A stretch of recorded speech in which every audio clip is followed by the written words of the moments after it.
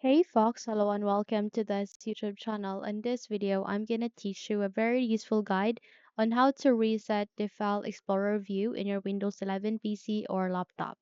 So without any further ado, let's begin. Firstly, you need to proceed at the bottom search bar and type for File Explorer. Once you've typed it, wait until a best match would appear, and once it's here, please click on the Append to continue.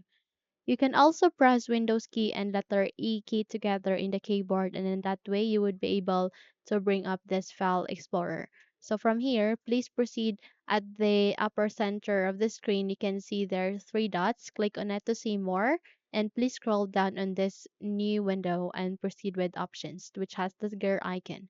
So once you have bring up this small window called folder options, it is being composed of three sections, which are general, view, and search.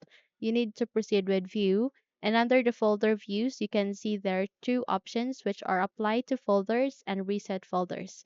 So in order to reset it, please click on reset, and it will ask you to reset all folders of this type to the default view settings. Please click on yes. The moment you do it, it will be resetted. Once you're done, please proceed with the first option, which is apply to folders, and click on yes. Once you do that, click on OK, and that's it. Okay, it's now working on it. So that's it. You can now close the window and you're good to go. So if you think this video helped you a lot, then please don't forget to subscribe.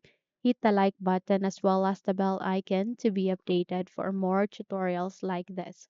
Don't forget also to leave a comment in the comment section below if you have succeeded on resetting your folder views in your Windows 11 File Explorer.